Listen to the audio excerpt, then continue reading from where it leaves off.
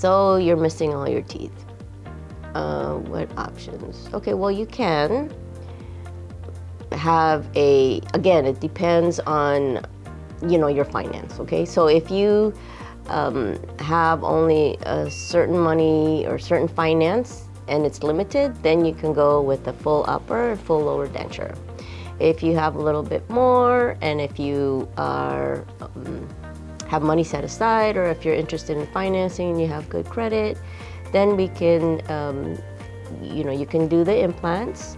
And there's different tiers on that as well. So you can have the snap-on denture, which is, you have the denture and then the denture comes in and out. And it snaps on so it's not loose. And we could also use your existing denture and see if we can retrofit that as well. Now, of course, the highest tier and the best and what most people like is the fixed bridge, which means you don't take your teeth out. It's a little bit heavier, and it feels more like your teeth, and stays in your mouth, and you brush it just like your regular teeth, and you would just need to use a electric toothbrush or a water pick.